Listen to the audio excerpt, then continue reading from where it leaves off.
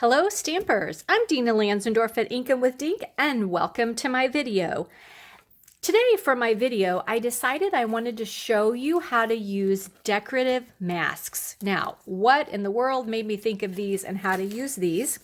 The main thing is they have announced that the free gift in the March Paper Pumpkin Kit is 4 free stencils or masks. Okay, so every year in March, Paper Pumpkin celebrates their anniversary, and so they always give us some kind of a free gift in our March kit. Sometimes it's a free stamp set, in addition to the one that comes in the kit, but this year it's going to be these amazing masks.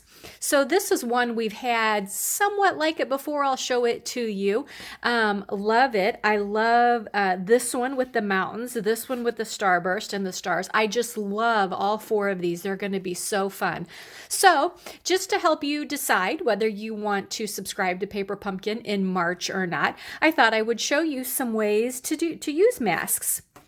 So I have here 3 masks that I'm going to show you 3 different ways to use. And these were actually from a pack that Stampin' Up! Had a while back called Pattern Party Decorative Masks. Okay, so it doesn't matter what your mask is, how to use them is going to be basically all the same. So let me show you what we're going to make with them. So these are the 3 backgrounds that I'm going to show you how to do today. I'm not going to actually make the cards because once you get the background on, you can pretty much do whatever you want to with it. If you notice, I've been playing with butterflies recently. We have a new stamp set that's going to be a new catalog pre-order. That you can order early from the new annual catalog that's coming out in May, and it is these butterflies, and they are gorgeous and they're so fun to play with that I just kind of used them as I was playing to make these cards. So let me show you some ways to, let me show you this first. So this one here is the brick, and that's this one here that I used. This one here is like the medallion kind of one. Okay, and then this one here is using some clouds. So like I said, very similar in that it's clouds to the new one you're going to get as a free gift. So it's all going to work the same way. So let's see some different ways to play with these. So we're going to work on this one first. Okay, and like I said, this is the mask. Now, if you're curious what masks we have available in the catalog right now, it is on page 146 of the annual catalog, and it is these right here. So there are actually 4 masks that you get. There's this one that kind of makes, I don't know, this design. There's this lovely one that's trees. This one is polka dots, and then this one is kind of like a flourishy kind of thing. So that's the pack that is available right now. You get 4 masks, and it's only $6. So I'm going to start off with this one, and I'm just going to use a piece of Whisper White for my background. Okay, now I'm going to pull out some washi tape. I love washi tape because I can stick things down and it doesn't rip things or tear layers off or anything like that. So I'm just going to put a little piece down, and I'm going to hold my cardstock in place. Then I'm going to take a little piece of washi tape, and I'm going to tape my mask down. Okay, now it doesn't matter where you started on here, okay, what you're doing. You just want to put it on here and, like I said, adhere it down so that hopefully it's not going to move on you, okay, just like that. Now to start off, I'm going to use one of our new blending brushes. Love these. They work really good with the masks. I'm actually going to do Mary Merlot, although it comes up very pinky. That's because I do a fairly light coat. You know, you can always keep going, do lots more layers, and make it darker. So I'm just going to take my blending brush. I'm going to hold down my mask and my cardstock because it really is going to try to move on you. And I'm just going to tap a few times and swirl, tap and swirl, tap and swirl. And I'm just going to keep going until my whole surface is covered. Okay, now you can tell, you can see really good now where it is working at, okay, where it is taking the color. Like I said, It's fairly light. You can keep going and make it much darker if you want. Just keep adding on layers. It's really fun to also do like an ombre effect with this, where you go and make it a lot darker down on one end and then lighter as you go up. Come down here, do this part. Again, just tap and swirl, tap and swirl. I love these new blending brushes. They do a great job and are super easy to work with to get my color. Okay, so there is that one. I'm gonna lift this off. Look at that. Isn't that pretty? Love, love, love the look of that. Now, when you're ready to wash your mask, I just run mine under cold water, okay, or under water in the sink, and it will clean them very nicely, totally. So there is one way to use your mask.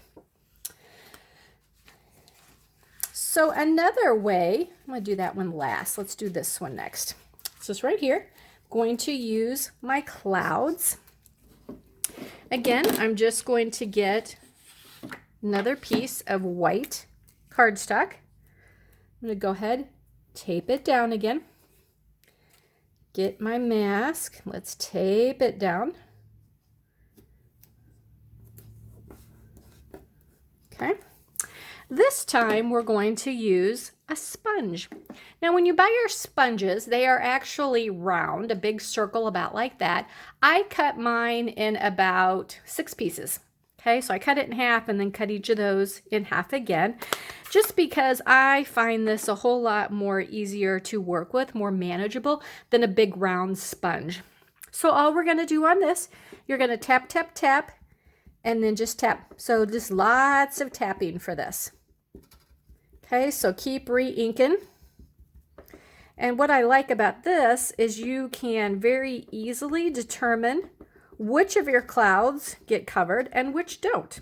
So if you don't want to do every cloud, if you want a void in your sky for whatever reason, it's super easy to just skip over some of them and just put on there what you want. Sorry if I'm shaking the camera. And you're just going to keep doing this until your clouds, or whatever it is you're stenciling, is as dark as you want it. Okay, you can also swirl this on too. It will do the same thing. It just gives it kind of a mottled look if you tap, tap, tap. And I like the way that looks for clouds. Now, no matter which of these techniques you do, it doesn't take very long for it to dry because it's really a very thin layer of ink that you're putting down. So you don't have to wait too long before you can build the rest of your card. So there you go. There is that background right there. In fact, I think this one I swirled and this one I dabbed. So it just gives it a little bit different look. Okay. Finally, we're going to do this technique right here. I'm going to use this one, so I need another piece of cardstock. Let's hook that down right like that. Take my mask. Now this one, I am going to center it side to side and up and down because I want the middle of my design in the middle of my cardstock. Okay, so you do kind of want to pay attention to that a little bit in where you're placing this. Now for this one, we're going to go direct pad to paper. Okay, so all I'm going to do is I'm going to take this directly to my mask. Now I will tell you, when I did it the first time, you can kind of go up and down, but you can see it doesn't cover it very good. Okay, so what I did, kind of go on an angle, okay, and do it that way. And that way you're catching the edge of your pad, and it does a much nicer job of getting the color on there where you want it. Okay, so I'm just tilted just a little bit, and I'm just going to keep tapping it down till I get it covered like I want it. Okay, now this one I did use a little more ink, so it does take just a touch longer for this one to dry. Really be careful because the ink that's on the mask stays wet. Okay, so you want to be sure don't touch that. Again, take it and just run it directly under the sink, under the faucet in the sink, and it comes totally clean. So there is the look that gives you, okay, which is this background right there. So there you go. There is a quick and easy training on how to use your masks. So now you know when you subscribe to the March Paper Pumpkin, you need to be sure that you have at least one of these ways to be able to use your mask to get your ink on your cardstock using your mask. So again, this one here, I use the blending brushes. This one, I just dab with a sponge. That's the oldest technique that's been around. And then this one was direct stamp pad to paper. So I hope you have enjoyed this. I hope this has made you decide that you need to get this month's or the March Paper Pumpkin Kit, because these masks will be an additional thing that you can play with to keep using up for a long time. Oh, you know what? It says here you get a sponge for free. So the sponge is coming with your kit also. That's why they have that big yellow dot in the middle, because you get a set of 4 stencils and a stamping sponge for free. So they're already giving you a way to use them. And so now you have an idea of what they're going to look like.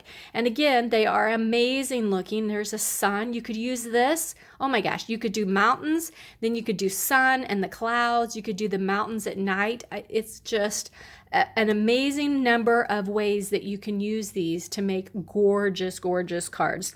So if you have any questions, please let me know. Thanks for watching so much. And if you do decide to place an order for some extra supplies, be sure and use my dinalstamps.stampinup.net. Use my February host code, and when your order hits at least $30 before tax and shipping, you will receive this card kit in the mail for free. The kit is all of the consumables to make 2 each of these 3 cards, and I will do, or already did, a Facebook Live video that I will give you the link to that shows you exactly how to put your kits together. So thanks so much for joining me, and I'll catch you next time.